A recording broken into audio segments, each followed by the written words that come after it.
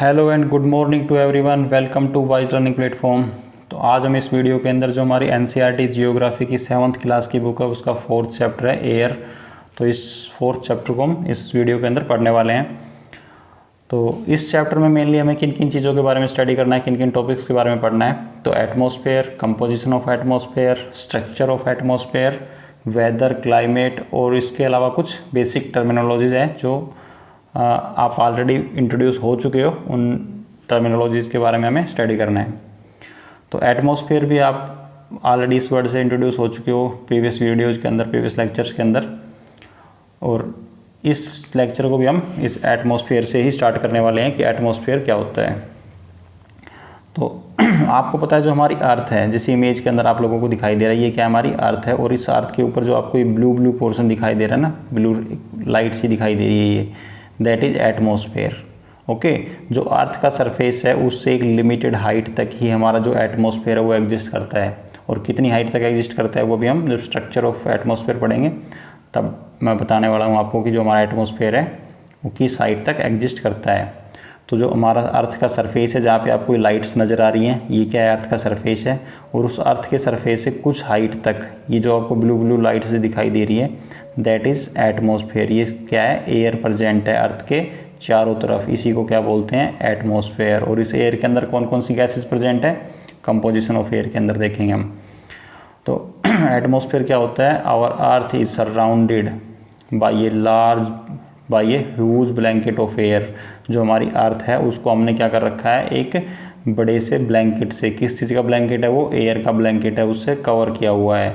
और उसी को क्या बोलते हैं, उस ब्लैंकेट को क्या बोलते हैं, एटमॉस्फेयर। ओके, जैसे ये हमारी अर्थ आपको दिखाई दे रही इमेज में, इसके अंदर ये जो एयर का क्या है कि ब्लैंकेट है, ये पूरी अर्थ के राउंड, जैसे अगर हमारी अर्थ ये गोल है इस प्रकार से राउंड है, तो इस अर्थ के चारों तरफ ये क्या है, एक ब्लैंकेट है इस प्रकार से, जो क्या करता है, इस अर्थ को कवर करता है, ढक के रखता है। और ये एटमॉस्फेयर किस चीज़ का है, ब्लैंकेट किस चीज़ का है, एयर का। और उस एयर के अंदर क्या है, काफ़ी गैसेस प्रेजेंट है। तो ये कह सकते हो जो हमारी अर्थ है उसके सरफेस के चारों तरफ एक लिमिटेड हाइट तक काफ़ी अमाउंट में गैसेस प्रेजेंट है या फिर एयर प्रेजेंट है। ओके, और उसी को क्या बोलते हैं, हम एटमॉस्फेयर बोलते हैं।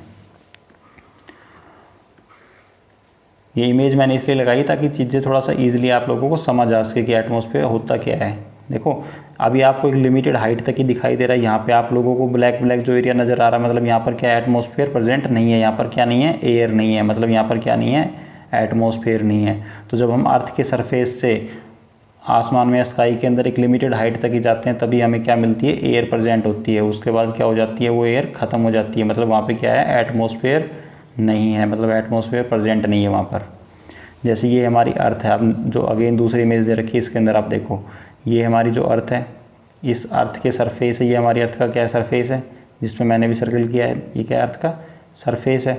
और इस अर्थ के सरफेस के ऊपर जैसे हम ऊपर मूव करते हैं, ऊपर की तरफ चलना मूव करते हैं, ये जैसे हम ऊपर की तरफ चलना मूव करते हैं तो हमें लगभग इस हाइट तक, लगभग यहाँ तक ये जो दे रखा है that is outer layer of atmosphere, यहाँ तक ही हमें क्या मिलता है, एटमॉस्फेयर मिलता है। यहाँ तक ये जो हमारी अर्थ के अराउंड एटमॉस्फेयर प्रेजेंट है, इसके ऊपर जब हम जाते हैं तो यहाँ पर हमें एटमॉस्फेयर नहीं मिलता है। ओके, तो एटमॉस्फेयर को हमने इन लेयर्स के अंदर डिवाइड कर रखा है। अभी इनके बारे में स्ट्रक्चर ऑफ जब एटमॉस्फेयर पढ़ेंगे तब वहाँ डिस्कस करेंगे इनके बारे में। तो आई होप एटमॉस्फेयर क्लियर हो गया होगा। क्या है कि जो हमारी अर्थ है उसको हमने कवर किया हुआ है, किससे, हमने नहीं कवर किया हुआ है, मतलब ये प्रकृति ने, नेचर ने उसको कवर किया हुआ है, किससे, ब्लैंकेट ऑफ एयर से, ह्यूज ब्लैंकेट ऑफ एयर से। और उसी को क्या बोलते हैं, एटमॉस्फेयर। सिंपल भाषा में एटमॉस्फेयर कुछ नहीं है, जो हमारी अर्थ है उसके अराउंड क्या है, एयर प्रेजेंट है, और उसी को क्या बोलते हैं, एटमॉस्फेयर बोलते हैं। और उस एयर के अंदर काफ़ी सारी गैसेस प्रेजेंट है। ओके, अब देखो अभी जो एटमॉस्फेयर है ये क्या काम करता है, जो भी ऑल लिविंग थिंग्स होती है अर्थ के ऊपर, चाहे वो ह्यूमन बींग्स हो, चाहे फिर एनिमल्स हो गए, या फिर उसके अलावा कोई भी लिविंग थिंग्स, ओके, वो किस पे डिपेंड करती है, एटमॉस्फेयर के ऊपर डिपेंड करती है। किस लिए, अपने सर्वाइवल के लिए। उनको अपने सर्वाइवल के लिए किस पे डिपेंड होना पड़ता है, एटमॉस्फेयर पे डिपेंड होना पड़ता है। हम लोग एटमॉस्फेयर पे कैसे डिपेंड है, क्योंकि हम क्या करते हैं, इस एटमॉस्फेयर से ऑक्सीजन लेते हैं। ऑक्सीजन क्या लेते हैं, ऑक्सीजन सांस लेने के लिए हमें किस चीज़ की ज़रूरत पड़ती है, ऑक्सीजन की। और वो कहाँ से मिलती है हमें, एटमॉस्फेयर से। Okay, same it provides us, इसके अलावा इट प्रोवाइड्स अस एयर, क्या प्रोवाइड करता है हमें, एयर प्रोवाइड करता है, किस लिए, ब्रेथ करने के लिए, सांस लेने के लिए। एंड प्रोटेक्ट अस, और हमें क्या करता है, प्रोटेक्ट करता है, किससे, harmful effects of the sun rays, जो सूर्य से निकलने वाली किरणें है ना, जैसे ये मान लेते हैं ये हमारी अर्थ का सरफेस है, इस सरफेस के ऊपर हम लोग रहते हैं, हमारे घर बने हुए हैं इस सरफेस पर, और ये जो हमें नज़र आ रहा है ये क्या है, हमारा एटमॉस्फेयर है, और यहाँ पर कहीं सूर्य प्रेजेंट है, कौन है, सन है यहाँ पर। तो सन से जो रेज निकलती है वो हमारे अर्थ के सरफेस पर पहुँचती है इस प्रकार से। ओके जब ये हमारे अर्थ के सरफेस पर आती है तो इन सन की रेज के साथ काफ़ी हानिकारक किरणें भी निकलती है। ओके, अब वो कौन कौन सी रेज है उसके बारे में भी आप फ्यूचर में पढ़ोगे, या साइंस वगैरह में आपको पढ़ने को मिल जाएगा इस बारे में। तो इसके साथ काफ़ी सारी हानिकारक या हार्मफुल रेज भी निकलती है सन से, और वो अगर हमारी अर्थ के सरफेस पर हमारे तक पहुंच जाती है तो हमारे लिए क्या होती है, वो डेंजरस हो सकती है, फिर हमारे लिए हार्मफुल हो सकती है। बट वो हमारे पास पहुंच नहीं पाती, क्यों, क्योंकि जो हमारा एटमॉस्फेयर है वो उसको क्या करता है, रोक लेता है। मतलब एटमॉस्फेयर का मतलब जो ये एटमॉस्फेयर है इस प्रकार से आपको दिख रहा है, ये कंप्लीट क्या हमारा एटमॉस्फेयर है, और ये काफ़ी सारी गैसेस प्रेजेंट है इसके अंदर।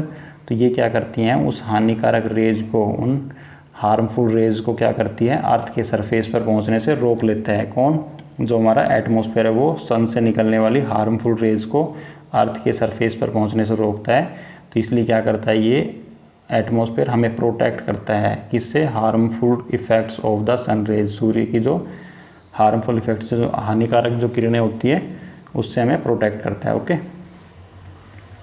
उसके अलावा आपको पता है कि जो हमारा एटमॉस्फेयर है उसके अंदर काफ़ी सारी गैसेस प्रेजेंट है, जैसे कार्बन डाइऑक्साइड हो गई, ओके, ऑक्सीजन, नाइट्रोजन। तो जब ये गैसेस प्रेजेंट है तो ये क्या करती है, हमारे अर्थ के ऊपर जो टेम्परेचर है, जो हमारी लाइफ को सपोर्ट करता है, जिस टेम्परेचर के अंदर हम लोग सर्वाइव कर पाते हैं, वो क्यों पॉसिबल हो पाता है, इस एटमॉस्फेयर की वजह से ही पॉसिबल हो पाता है। अगर ये एटमॉस्फेयर ना हो ना तो हमारी अर्थ का जो टेम्परेचर है वो दिन के टाइम पे इतना हाई हो जाएगा कि हम लोग उसके अंदर जल सकते हैं, जो हमारी स्किन है वो उसके अंदर जल जाएगी, ओके, बर्न कर जाएगी। या फिर आप ये समझ सकते हो कि जो बेकरी के अंदर जब हमारे जैसे बिस्कुट बनते हैं ना, या बेक किया जाता है चीज़ें, हमारी जो बॉडी की स्किन है वो भी इसी प्रकार से जल जाएगी, बर्न हो सकती है। और लेकिन अगर ये तो हो गया हीट के टाइम पे, दिन के टाइम पे जब सूरज निकलता है तो जो टेम्परेचर है वो एक्सट्रीम लेवल पे पहुंच जाएगा, इतना ज़्यादा हो जाएगा कि लाइफ, जो अर्थ है उसके ऊपर लाइफ ही सर्वाइव नहीं कर पाएगी अगर एटमॉस्फेयर ना हो तो। ओके, और जब नाइट के टाइम पे, रात के टाइम पे क्या होगा, जब सूर्य प्रेजेंट नहीं होगा तो रात के टाइम पे इसका टेम्परेचर इतना कम हो जाएगा, मतलब इतनी ठंड हो जाएगी कि उसके अंदर भी सर्वाइव करना डिफ़िकल्ट हो जाएगा। क्या करना, नाइट के टाइम पे क्या हो जाएगा, इतनी ठंड हो जाएगी कि उसमें सर्वाइव करना डिफ़िकल्ट हो जाएगा। तो दिन के टाइम पे जब सूरज निकलेगा तो टेम्परेचर एक्सट्रीम हो जाएगा, उसमें भी लाइफ सर्वाइव नहीं कर सकती, लिविंग थिंग्स है वो सर्वाइव नहीं कर पाएंगी अर्थ पर। और नाइट के टाइम पे अर्थ है वो इतना ठंडा हो जाएगी, इतनी ठंडी हो जाएगी कि उस पर भी सर्वाइव करना डिफ़िकल्ट हो जाएगा। ओके, तो अगर जो अर्थ पे टेम्परेचर है लाइफ को सपोर्ट करता है, जो टेम्परेचर हमारे रहने के लायक जो टेम्परेचर है अर्थ पर, वो किस लिए पॉसिबल हो पाता है, बिकॉज ऑफ दिस एटमॉस्फेयर। ये एटमॉस्फेयर है तभी हम लोग इस अर्थ पर रह पाते हैं। अब हम बात करते हैं कंपोजिशन ऑफ द एटमॉस्फेयर के बारे में। देखो, एक्चुअल में जब हम ब्रीथिंग करते हैं तो जो हमारी बॉडी के अंदर हम एयर को इनहेल करते हैं, वो एयर है क्या चीज़, एक्चुअल में वो एयर है मिक्सचर ऑफ या कॉम्बिनेशन ऑफ मैनी गैसेज। जो हमारे एटमॉस्फेयर के अंदर काफ़ी सारी गैसेज प्रेजेंट है ना, उसी के मिक्सचर को तो हम क्या बोलते हैं, एयर बोला जाता है। एक्चुअल में एयर वर्ड क्या है, ये, इस एयर का क्या मतलब है, एयर का मतलब है कि मिक्सचर है, कॉम्बिनेशन ऑफ या mixture of many gases, mixture of many gases. Okay, जो एटमॉस्फेयर के अंदर काफ़ी सारी गैसेस प्रेजेंट है, उन्हीं के कॉम्बिनेशन या उन्हीं के मिक्सर को तो हम क्या बोलते हैं, एयर बोला जाता है, एयर बोलते हैं। तो हम जो ब्रीथिंग करते हैं, एयर ब्रीथिंग करते हैं, तो उस टाइम पे हमारी बॉडी के अंदर हम क्या करते हैं, ऑक्सीजन, नाइट्रोजन, ये जो गैसेज होती हैं इन्हीं को तो इनहेल करते हैं, उसी को हम क्या बोलते हैं, एयर बोलते हैं। तो जो हमारा एटमॉस्फेयर है उसके अंदर कौन कौन सी गैसेज पाई जाती हैं, मतलब एयर के अंदर कौन कौन सी गैसेज प्रेजेंट है, nitrogen, oxygen, carbon dioxide, argon और ऑल अदर्स, उसमें डस्ट पार्टिकल भी आ गए, नियोन हो गई, हीलियम हो गई, उसके अलावा आर्गन हो गई, ओजोन हो गई और वाटर वेपर्स हो गई, ये सब काफ़ी चीज़ें प्रेजेंट होती हैं। अब देखो जो हमारा एटमॉस्फेयर है उसके अंदर नाइट्रोजन और ऑक्सीजन, ये देखो कितना है, नाइट्रोजन 78% है और ऑक्सीजन कितना है 21% है। ऑक्सीजन कितना है 21% है। 78 + 21 कितना हो गया, अप्रोक्सीमेट 99%। देखो जो हमारा एटमॉस्फेयर है उसका 99% कौन कवर करता है, सिर्फ दो गैसेज, नाइट्रोजन और ऑक्सीजन। तो अगर आपसे पूछता है हमारे एटमॉस्फेयर के अंदर कौन सी गैसेज है जो बल्क में पाई जाती है या फिर मैक्सिमम अमाउंट के अंदर पाई जाती है, वो कौन सी है, नाइट्रोजन और ऑक्सीजन। ओके, ये देखो nitrogen and oxygen are two gases, वो दो गैसेज हैं which make up the bulk of the atmosphere, जो एटमॉस्फेयर का मैक्सिमम पार्ट बनाती है। ओके, या मैक्सिमम पार्ट कवर करती है। तो कौन कौन सी है, नाइट्रोजन और ऑक्सीजन।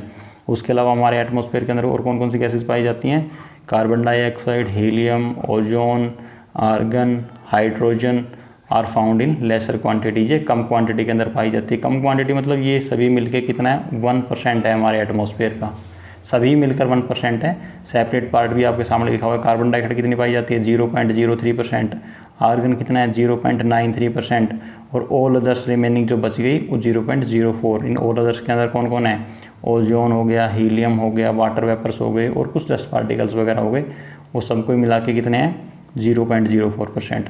तो अपार्ट फ्रॉम दी गैसेज, इनके अलावा टीनी डस्ट पार्टिकल्स भी होते हैं जो प्रेजेंट होते हैं कहाँ पर, एयर के अंदर कुछ डस्ट पार्टिकल्स भी पाए जाते हैं। ये दिल्ली के अंदर जब पोल्यूशन होता है ना, तो आपको पता है सर्दी के टाइम पे जब सर्दियों का सीजन आएगा तो उस टाइम काफ़ी पोल्यूशन हो जाता है। तो उस पोल्यूशन में क्या डस्ट पार्टिकल्स होते हैं काफ़ी सारी, एटमॉस्फेयर के अंदर जो हमारा है उसके अंदर डस्ट पार्टिकल्स हो जाते हैं। उन्हीं को, उसी की वजह से क्या होता है वहाँ पर ऑक्सीजन लेवल वहाँ पे कम हो जाता है, पोल्यूशन, उसी को पोल्यूशन बोलते हैं। जब ये डस्ट पार्टिकल्स एटमॉस्फेयर में ज़्यादा अमाउंट में प्रेजेंट हो जाते हैं तो उसी को क्या बोलते हैं, पोल्यूशन।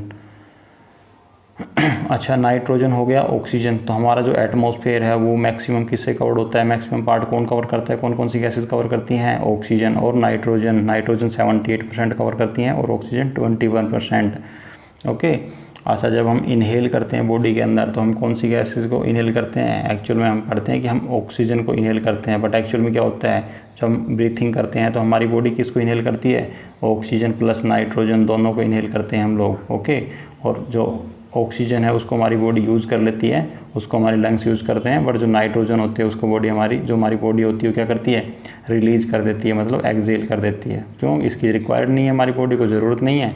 तो नाइट्रोजन को हम, जो हमारी बॉडी क्या कर देती है, एक्सेल कर देती है, हम क्या करते हैं उसको एक्सेल कर देते हैं। और जिसकी ज़रूरत होती है, रिक्वायरमेंट होती है बॉडी को ऑक्सीजन की, उसका हमारी बॉडी यूज़ कर लेती है, उसको हम यूज़ कर लेते हैं।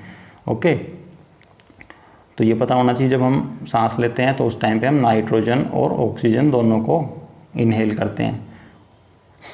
अब हम बात करते हैं, अच्छा, जो नाइट्रोजन होती है वो किसके लिए रिक्वायर्ड होती है, जो नाइट्रोजन होती है वो रिक्वायर्ड होती है प्लांट्स के लिए। प्लांट्स के सर्वाइवल के लिए क्या है, मोस्ट इम्पोर्टेंट है, कौन, नाइट्रोजन। किसके सर्वाइवल के लिए, प्लांट के सर्वाइवल के लिए। प्लांट किसका यूज़ करते हैं, नाइट्रोजन का यूज़ करते हैं। बट अगर आपसे कोई पूछता है कि प्लांट क्या नाइट्रोजन का डायरेक्ट यूज़ करते हैं, तो नहीं, प्लांट कभी भी नाइट्रोजन का डायरेक्ट इस्तेमाल नहीं करते हैं। किसका, नाइट्रोजन का डायरेक्ट इस्तेमाल, डायरेक्ट यूज़ नहीं करते हैं। ओके, तो कैसे यूज़ करते हैं, प्लांट्स की जो रूट्स होती है इसके सोयल के अंदर क्या पाए जाते हैं, कुछ बैक्टीरिया, क्या होते हैं, बैक्टीरिया। और ये बैक्टीरिया क्या करते हैं, इस नाइट्रोजन को लेते हैं इस एनवायरनमेंट से या इस एटमॉस्फेयर से, क्या करते हैं, नाइट्रोजन को लेते हैं और नाइट्रोजन को लेके क्या करते हैं, उसको चेंज कर देते हैं किसके अंदर, यूजेबल फॉर्म के अंदर। जो भी फॉर्म जो प्लांट्स को रिक्वायर्ड होता है ना, जो नाइट्रोजन प्लांट्स को जिस फॉर्म में रिक्वायर्ड होती है उस फॉर्म में चेंज कर देते हैं। कौन चेंज करता है, बैक्टीरिया। और फिर उसको चेंज कर देते हैं रिक्वायर्ड, जो प्लांट्स को नाइट्रोजन जिस फॉर्म में रिक्वायर्ड होती है, फिर प्लांट्स की रिक्वायर्ड फॉर्म के अंदर नाइट्रोजन को चेंज कर देते हैं और प्लांट फिर उसका क्या कर लेते हैं, यूज़ कर लेते हैं। ओके, तो प्लांट्स कभी भी नाइट्रोजन का डायरेक्ट यूज़ नहीं करते हैं। बैक्टीरिया प्रेजेंट होता है प्लांट की सोइल के अंदर, प्लांट्स की रूट्स में जो सोइल होती है वहाँ पर, और उसको वो कन्वर्ट कर देता है। ओके, अब बात करते हैं ऑक्सीजन के बारे में। तो जो ऑक्सीजन होती है, जो ह्यूमन बींग्स हो गए और एनिमल्स हो गए, ये क्या करते हैं ऑक्सीजन का, हम लोग human beings okay plus animals, ये क्या करते हैं, ऑक्सीजन को ब्रीथिंग में यूज़ करते हैं। सांस लेने के लिए हम किसका यूज़ करते हैं, ऑक्सीजन का यूज़ करते हैं। ओके, अब ह्यूमन बींग्स और एनिमल्स दोनों क्या कर रहे हैं, ऑक्सीजन का यूज़ कर रहे हैं। सांस लेने के लिए हम इसका यूज़ करते हैं। हमारे लिए क्या है, ये काफ़ी इम्पोर्टेंट है। बट जो प्लांट्स होते हैं, ग्रीन प्लांट्स होते हैं, वो क्या करते हैं, इस ऑक्सीजन को प्रोड्यूस करते हैं। कैसे प्रोड्यूस करते हैं, देखो ह्यूमन बींग्स के लिए और प्लांट एनिमल्स के लिए तो क्या है, ये सांस लेने के लिए, ब्रेथिंग के लिए हम ऑक्सीजन का यूज़ करते हैं। बट जो ग्रीन प्लांट्स होते हैं ये क्या करते हैं, प्रोड्यूस करते हैं किसको, ऑक्सीजन को। क्या प्रोड्यूस करते हैं, ऑक्सीजन। और इसको यूज़ कौन करता है, ह्यूमन बींग्स। कौन यूज़ करते हैं, ह्यूमन बींग्स। इसका क्या करते हैं, इस्तेमाल करते हैं हम लोग, ब्रीथिंग के लिए इसका यूज़ करते हैं। ओके, ब्रीथिंग के लिए किसका यूज़ करते हैं हम लोग, ऑक्सीजन का यूज़ करते हैं। और ऑक्सीजन को प्रोड्यूस कौन करता है, प्लांट्स इसको ऑक्सीजन को प्रोड्यूस करते हैं। अगर हम प्लांट्स को काटेंगे या प्लांट्स को कट करते हैं, प्लांट्स को क्या करते हैं, हम काट देते हैं, कट करते हैं, तो उससे क्या हो जाएगा, जितनी ऑक्सीजन इंसान के लिए या फिर ह्यूमन बींग्स के लिए और उसके लिए एनिमल्स के लिए रिक्वायर्ड होती है, क्या ज़रूरत है, मान लेते हैं हमें इतनी ऑक्सीजन की ज़रूरत है और हम लोगों ने पेड़ों को कट कर दिया, पेड़ काट दिए, तो उससे क्या हो जाएगा, हमारी अर्थ पर ऑक्सीजन की शॉर्टेज हो जाएगी। क्या हो जाएगी, शॉर्टेज, कमी हो जाएगी। ओके, और फिर आपको पता है अगर ऑक्सीजन की शॉर्टेज हो गई तो क्या होगा, सबसे ज़्यादा प्रॉब्लम किसको होगी, हम लोगों को होगी। चलो एनिमल्स को भी होगी साथ में, दोनों को प्रॉब्लम्स होने वाली है। तो इसलिए पेड़ों को ना काटें और ज़्यादा से ज़्यादा ट्री हम लोगों को लगाने चाहिए। और इस प्रकार से क्या होता है, इनका बैलेंस बना रहता है। किस चीज़ का बैलेंस बना रहता है कि जितनी ऑक्सीजन प्लांट प्रोड्यूस करते हैं, मतलब प्लांट जितनी ऑक्सीजन प्रोड्यूस करते हैं, ह्यूमन बींग्स उतनी ही ऑक्सीजन का क्या कर लेते हैं, यूज़ कर लेते हैं। ये जितनी प्रोड्यूस की इन्होंने, हमने उतनी ऑक्सीजन का क्या कर लिया, यूज़ कर लिया। तो इस प्रकार से जो ऑक्सीजन का क्या होता है, बैलेंस बना रहता है। ओके, क्या होता है, बैलेंस बना रहता है। अगर इन्होंने प्रोड्यूस कम की, इनके प्रोड्यूस कम हो गया, घट गया इनका, और हमारे जो रिक्वायरमेंट है वो उतनी है, तो क्या हो जाएगा उससे, इसका मतलब क्या हो गया, ऑक्सीजन की शॉर्टेज हो गई। अगर ये प्रोड्यूस कम करना स्टार्ट कर दें, कम बनाना स्टार्ट कर दें ऑक्सीजन, तो हम लोगों के लिए उस ऑक्सीजन की कमी हो जाएगी, किल्लत हो जाएगी। तो ऑक्सीजन का बैलेंस कब बना रहेगा, जब हम लोग ज़्यादा से ज़्यादा पेड़ लगाएंगे, ट्रीज़ लगाएंगे। अब बात करते हैं कार्बन डाइऑक्साइड के बारे में। तो कार्बन डाइऑक्साइड क्या है, काफ़ी इंपॉर्टेंट गैस है हमारे एटमॉस्फेयर के लिए। ओके, कैसे इंपॉर्टेंट है, क्योंकि जो हमारे ट्रीज होते हैं, जो हमारे प्लांट्स है, वो क्या करते हैं, अपना फूड तैयार करने के लिए, अपना खाना बनाने के लिए किसका यूज़ करते हैं, किसका इस्तेमाल करते हैं, कार्बन डाइऑक्साइड का। किसका इस्तेमाल करते हैं, कार्बन डाइऑक्साइड का। ओके, और जो फिर ये क्या करते हैं, जब खाना बनाने के लिए किसका इस्तेमाल करेंगे, कार्बन डाइऑक्साइड का। और कौन सी गैस रिलीज करेंगे, कौन सी प्रोड्यूस करते हैं, ये भी बताया था मैंने आपको, ऑक्सीजन प्रोड्यूस करते हैं। और जो ह्यूमन बींग्स होते हैं वो क्या करते हैं, हम लोग क्या करते हैं, हम ऑक्सीजन लेते हैं और कार्बन डाइऑक्साइड को क्या करते हैं, छोड़ते हैं। हम कार्बन डाइऑक्साइड छोड़ते हैं, तो ये हमारे लिए ऑक्सीजन देते हैं और उसको कौन यूज़ करता है, हम लोग यूज़ करते हैं। और जो हम कार्बन डाइऑक्साइड छोड़ते हैं उसका यूज़ कौन करते हैं, ये ट्री यूज़ करते हैं, प्लांट्स यूज़ करते हैं। ओके, अभी क्या हुआ कि मैंने पूरा वीडियो लगभग रिकॉर्ड हो गया था मेरा, ये जो हमारा 4th चैप्टर का है, ये भी कंप्लीट वीडियो हमारा अप्रोक्सीमेट रिकॉर्ड हो चुका था। लेकिन बीच में क्या हुआ कि 15-20 मिनट के बाद हमारे इसमें साउंड रिकॉर्ड होना बंद हो गई। पता नहीं क्या प्रॉब्लम था, जो भी इशू था। अब मैंने उसको बीच में चेक नहीं किया, मैंने कंप्लीट वीडियो रिकॉर्ड कर दिया। उसके बाद मैंने चेक किया तो पता चला कि 15-20 मिनट के अप्रोक्सीमेट बाद, या 15-20 मिनट के बाद लगभग जो हमारी साउंड है वो तो रिकॉर्ड हो नहीं पा रही है। अब वो किस वजह से, क्या प्रॉब्लम्स थी, आई थिंक पता नहीं जो भी था, बट इसलिए मुझे क्या करना पड़ रहा है, इस वीडियो को दोबारा से रिकॉर्ड करना पड़ रहा है। यहाँ से कंटिन्यू करता हूँ अगेन। तो आई थिंक हम लोगों ने ऑक्सीजन तक कवर कर लिया था मैंने, कि ऑक्सीजन और कार्बन डाइऑक्साइड के बैलेंस के ऊपर आई थिंक मैं बात कर रहा था यहाँ पर। तो अभी मैं पहले कार्बन डाइऑक्साइड के बारे में थोड़ा डिस्कस कर देता हूँ, उसके बाद इनके बैलेंस के बारे में दोबारा से एक बार डिस्कस करेंगे। देखो, कार्बन डाइऑक्साइड भी क्या है, काफ़ी इंपॉर्टेंट गैस है जो हमारे एटमॉस्फेयर के अंदर पाई जाती है, जिसकी अमाउंट लगभग कितनी है, 0.03% है। कितना है, 0.03% जो हमारे एटमॉस्फेयर के अंदर पाई जाती है। ओके, और ये क्या है, काफ़ी इंपॉर्टेंट गैस है। इसका क्या यूज है, जो प्लांट्स होते हैं क्या करते हैं, जो प्लांट्स होते हैं वो अपना फूड प्रिपेयर करने के लिए, मतलब अपना भोजन बनाने के लिए किस गैस का यूज करते हैं, कार्बन डाइऑक्साइड का इस्तेमाल करते हैं। ओके, और जो एटमॉस्फेयर के अंदर कार्बन डाइऑक्साइड कहाँ से आती है, एक तो जो ह्यूमन बींग्स होते हैं या फिर जो एनिमल्स होते हैं वो कार्बन डाइऑक्साइड को क्या करते हैं, एक्सेल करते हैं एनवायरनमेंट के अंदर। मतलब जो हम लोग हैं, इंसान हैं, और जो एनिमल्स हैं वो क्या करते हैं, कार्बन डाइऑक्साइड को एटमॉस्फेयर के अंदर छोड़ते हैं। ह्यूमन बींग्स प्लस एनिमल्स हो गए, ये क्या करते हैं, एक्सेल करते हैं कार्बन डाइऑक्साइड को एटमॉस्फेयर के अंदर। ओके, इसके अलावा आज की डेट के अंदर जो कार्बन डाइऑक्साइड है वो कहाँ से और एक्स्ट्रा कार्बन डाइऑक्साइड जो हमारे एटमॉस्फेयर के अंदर ऐड हो रही है, वो कहाँ से ऐड हो रही है। एक तो जो हम बर्निंग फ्यूल्स है, मतलब जो हम फ्यूल्स वगैरह बर्न करते हैं, जैसे डीजल हो गया, पेट्रोल हो गया, या फिर, और इसके अलावा जो काफ़ी इंडस्ट्रीज़ हैं उसमें से भी कार्बन डाइऑक्साइड, काफ़ी गैसेज निकलती, कार्बन डाइऑक्साइड निकलती जो हमारे एटमॉस्फेयर के अंदर क्या हो रही है, मिक्स हो रही है। तो इसकी वजह से क्या क्या प्रॉब्लम्स होती है वो हम एक बार डिस्कस कर लेते हैं, देखते हैं। अभी देखो, मैं अभी बैलेंस की बात कर रहा था कार्बन डाइऑक्साइड के बारे में और ऑक्सीजन के बारे में। तो अभी अगर हम आज से 100 साल पहले या 50 साल, 100 साल, 150 साल पहले की मैं अगर बात करूं तो उस टाइम पे क्या हुआ करता था, हमारे अर्थ के ऊपर काफ़ी सारे क्या थे, ट्रीज़ थे। मतलब जो फॉरेस्ट कवर था, जो हमारा वन एरिया था वो काफ़ी ज़्यादा था अर्थ के ऊपर, ओके। और जो ह्यूमन बींग्स थे उस टाइम पे, जो इंडस्ट्रीज वगैरह थी या जो फ्यूल वगैरह की जो प्रॉब्लम्स है, जिसकी वजह से आज की डेट के अंदर क्या होती हैं, जो कार्बन डाइऑक्साइड है वो हमारे एटमॉस्फेयर में मिक्स हो रही है। उस टाइम पे फ्यूल्स का इतना इस्तेमाल, इतना यूज़ नहीं होता था।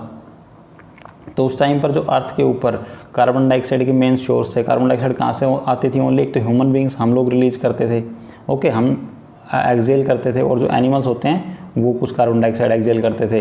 और उस टाइम पे जो फॉरेस्ट कवर था वो क्या था, काफ़ी ज़्यादा था। तो उसकी वजह से अगर जो कार्बन डाइऑक्साइड हम लोग एक्सेल करते थे या फिर हम लोग जो एनवायरनमेंट के अंदर, जो एटमॉस्फेयर के अंदर हम ऐड करते थे, हमारी वजह से जो एक्स्ट्रा कार्बन डाइऑक्साइड ऐड होती थी उसका इस्तेमाल कौन कर लेता था, जो ट्रीज़ हैं या जो प्लांट्स हैं वो इस्तेमाल कर लेते थे अपने फूड को प्रिपेयर करने के लिए, अपना खाना बनाने में, ओके। तो इसलिए क्या होता था, उस टाइम तक तो हमारी अर्थ पर बैलेंस बना रहता था इन चीज़ों का, ओके। तो कार्बन डाइऑक्साइड का जो हमारा बैलेंस है वो बना रहता था और हमारे एटमॉस्फेयर के अंदर 0.03% कार्बन डाइऑक्साइड ही थी अवेलेबल। बट फिलहाल प्रेजेंट के अंदर क्या हो रहा है, अभी आज की डेट के अंदर फॉरेस्ट कवर तो हमारा हो गया है कम, क्योंकि हम लोगों ने पेड़ों को काटना शुरू कर दिया है, ओके। तो इसलिए जो कार्बन डाइऑक्साइड का यूज करते थे प्लांट्स, उनकी संख्या हो गई है कम, ओके। वो क्या कर गए हैं, डिक्रीज कर गई है। बट जो कार्बन डाइऑक्साइड रिलीज करते हैं, जैसे जो कंपोनेंट्स कार्बन डाइऑक्साइड एटमॉस्फेयर के अंदर मिक्स करते हैं वो ऐड हो गए हैं। जैसे कि बर्निंग फ्यूल, जो हम लोग फ्यूल वगैरह बर्न करते हैं उससे कार्बन डाइऑक्साइड ऐड होनी स्टार्ट हो गई है। डीजल, पेट्रोल, उसके अलावा और काफ़ी सारे ऑयल हैं। इंडस्ट्रीज़ वगैरह हैं उसमें से भी काफ़ी सारी गैसेज निकलती हैं, उसमें भी कार्बन डाइऑक्साइड निकलती है, वो भी कहाँ जाके मिक्स हो जाती है, एटमॉस्फेयर के अंदर मिक्स हो जाती है, ओके। तो इसके अलावा और भी कुछ सोर्सेज हैं जिससे कार्बन डाइऑक्साइड निकलती है और हमारे एटमॉस्फेयर के अंदर मिक्स होती है।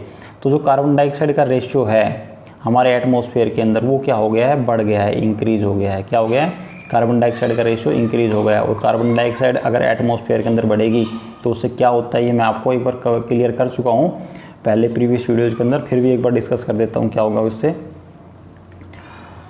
देखो, अगर कार्बन डाइऑक्साइड का मेन काम क्या होता है ये मैंने आपको बताया था। जैसे ये हमारी क्या है, अर्थ, ओके, और ये है सन। तो सन से जो लाइट आती है हमारी अर्थ के ऊपर उसको कौन एब्जॉर्व करता है, उसको एब्जॉर्व करने का काम होता है कार्बन डाइऑक्साइड को, ओके। अब जितनी ज़्यादा कार्बन डाइऑक्साइड होगी हमारी अर्थ के सरफेस पर, ये उतनी ही हीट को एब्जॉर्व करेगी, मतलब उतनी ही हीट को रोक लेगी अपने पास। तो जितनी ज़्यादा हीट को एब्जॉर्व करेगी उससे क्या होगा, हमारी अर्थ का जो टेम्परेचर है वो क्या होगा, इंक्रीज कर जाएगा। टेम्परेचर अर्थ का क्या हो जाएगा, इंक्रीज कर जाएगा, ओके। टेम्परेचर बढ़ेगा तो मतलब क्या हो जाएगा, उससे अर्थ पे गर्मी हो जाएगी। गर्मी का मतलब ये हो जाएगा कि पूरी अर्थ का जो टेम्परेचर बढ़ने से ग्लोबल, जो हमारी पूरी अर्थ है ग्लोबल, उससे क्या हो जाएगा, ग्लोबल वार्मिंग। जो हमारी अर्थ है पूरी गर्म हो जाएगी। और उसी के लिए हम क्या वर्ड यूज़ करते हैं, ग्लोबल वार्मिंग। ग्लोबल का मतलब हो गया अर्थ, ग्लोब हमारा, वार्मिंग का मतलब गर्म होना। तो जो हमारी पूरी अर्थ है वो गर्म हो जाएगी, उसके लिए हम क्या वर्ड यूज़ करते हैं, ग्लोबल वार्मिंग। और ग्लोबल वार्मिंग के क्या क्या नुकसान है ये आप प्रेजेंट में न्यूज़ में देखते हो, क्या क्या काफ़ी सारी प्रॉब्लम्स क्रिएट हो रही हैं। उसके पीछे क्या रीज़न दिए जाते हैं, क्या तर्क दिया जाता है, ओनली सिंगल रीज़न क्या है, ग्लोबल वार्मिंग। और उसका रीज़न क्या है, हमारे एटमॉस्फेयर के अंदर जो कार्बन डाइऑक्साइड है उसकी अमाउंट बढ़ती जा रही है, ओके। देखो, अभी फ़िलहाल करंट के अंदर आप लोगों ने देखा हो काफ़ी सारी न्यूज़ के अंदर क्या होता है कि जो एक्स्ट्रा रेनफॉल हो रही है। जैसे चाइना के अंदर अभी क्या हुआ है कि बताया जा रहा है कि अभी इतनी ज़्यादा रेनफॉल हुई है विद इन 2 to 3 4 डेज़ के अंदर, जितनी शायद पिछले 100 साल के अंदर कभी नहीं हुई इतनी, ठीक है। मतलब जो पूरे साल के अंदर होनी चाहिए ना बारिश, वो क्या हो वहाँ पे पिछले 3 या 4 दिन के अंदर हो गई थी इतनी ज़्यादा रेनफॉल। तो उसकी वजह से वहाँ पे बाढ़ जैसे हालात क्रिएट हो गए थे। उसके अलावा यूरोपियन काफ़ी कंट्रीज़ के अंदर भी इस तरीके की सिचुएशन क्रिएट हो रही है। कनाडा के अंदर आप लोगों ने भी सुना होगा हीट वेव्स आने स्टार्ट हो गई थी। देखो, कनाडा एक ऐसा देश है जहाँ पर क्या होता है, ठंडा कंट्री है, कैसा है, कोल्ड है। वहाँ पे घरों के अंदर लोगों के घरों में एसी नहीं होता है। वहाँ पे घरों में लोग एसी नहीं लगाते हैं। क्यों? क्योंकि वहाँ पे ठंड पड़ती है, वहाँ पे गर्मी होती नहीं है, एसी की रिक्वायरमेंट ही नहीं होती वहाँ पे हाईएस्ट टेम्परेचर 30 या 35 डिग्री मैक्सिमम पहुँच पाता है, ओके। तो इसलिए वहाँ पे घरों में एसी की रिक्वायरमेंट नहीं होती। कभी लोग एसी खरीदते ही नहीं है, परचेज़ नहीं करते हैं। बट इस बार क्या हुआ था, अभी गर्मियों में आप लोगों ने मई जून के मंथ में देखा हो, कनाडा के अंदर जो मैक्सिमम टेम्परेचर है 50 डिग्री अप्रोक्सीमेट पहुँच गया था। मतलब 49 पॉइंट समथिंग हो गया था, मतलब अप्रोक्सीमेट 50 डिग्री टेम्परेचर पहुँच गया था। किस वजह से? क्योंकि वहाँ पर हीट वेव्स चल रही थी। क्या चल रही थी? हीट वेव्स, और लोगों की मृत्यु होनी स्टार्ट हो गई थी, डेथ होनी स्टार्ट हो गई थी वहाँ पर। ओके, और वो उसके पीछे क्या रीज़न था? यही रीज़न था क्लाइमेट, जो हमारा ग्लोबल वार्मिंग है ना, ये मेन रीज़न था उसके पीछे। ओके, तो क्योंकि वहाँ पे लोगों की प्रॉब्लम क्या स्टार्ट हुई, दिक्कत क्या आई थी लोगों को कि हीट वेव्स की वजह से टेम्परेचर तो हाईएस्ट हो गया। अब उन लोगों की बॉडी को आदत नहीं है इस टेम्परेचर की, और घरों में एसी वैसे नहीं था, तो एक तो एसी की डिमांड बढ़ गई थी वहाँ पर। आप न्यूज़ में देखना, आप लोगों को मिल जाएगा ये कनाडा हीट वेव्स के नाम से गूगल पर सर्च कर लेना आप, कहीं पर भी आपको ये न्यूज़ मिल जाएगी।